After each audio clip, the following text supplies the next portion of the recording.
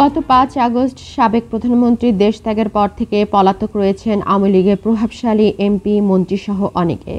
তাদের মধ্যে গ্রেপ্তার হয়েছেন কেউ বা আবার রয়েছেন আত্মগোপনে। আত্মগোপন থেকে সিলেট সিটি কর্পোরেশনের সাবেক মেয়র আনোয়ারুজ্জামান সামাজিক যোগাযোগ মাধ্যম ফেসবুকে একটি ভিডিও বার্তা দিয়েছেন। গত ২৪ আগস্ট নিজের ফেসবুকে পেজ থেকে লাইভে এসে ১৮ মিনিট কথা বলেছেন সদ্য সাবেক মেয়র আনোয়ারুজ্জামান চৌধুরী। লাইভে তিনি বর্তমান অন্তর্বর্তীকালীন সরকারের কড়া সমালোচনা করে বলেন, ডক্টর মোহাম্মদ ইউনূস যে প্রমাণ করেছে সে উনি গণতন্ত্রে বিশ্বাস করে না, এবং উনার যে উপদেষ্টারা আছে তারা গণতন্ত্র বিশ্বাস করে না। বাংলাদেশকে তারা একটি জিম্মি বানিয়েছে। আমাদের আওয়ামী লীগের, যুবলীগ, ছাত্রলীগ, স্বেচ্ছাসেবক লীগ, শ্রমিক লীগের লক্ষ লক্ষ নেতাকর্মীর বাড়িঘর ভেঙে দিয়েছে। তিনি আরো বলেন, শেখ হাসিনা এখনো বাংলাদেশের প্রধানমন্ত্রী। তিনি পদত্যাগ করেননি, তাকে জোর করে দেশ ছাড়া করা হয়েছে।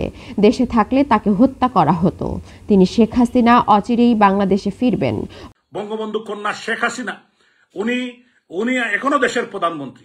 উনি রিজাইন দেন নাই, উনাকে জোর করে হত্যা করার জন্য গণভবনে ঢুকে আপনারা দেখেছেন কি করেছে। স্থানীয় সরকার থেকে তাকে অপসারণ প্রসঙ্গে আনোয়ারুজ্জামান বলেন, জনগণের ভোটে নির্বাচিত প্রতিনিধিদের সরিয়ে তারা দেশে হামিদ কারজাই মার্কা সরকার প্রতিষ্ঠিত করতে চায়। বাংলাদেশকে তারা আফগানিস্তান বানাতে চায়।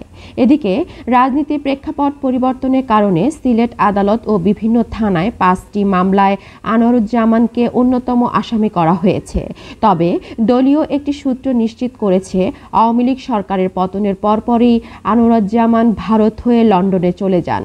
তিনি বর্তমানে যুক্তরাজ্যের লন্ডনে নিজ বাসায় অবস্থান করছেন। Farzana Ali, desk report.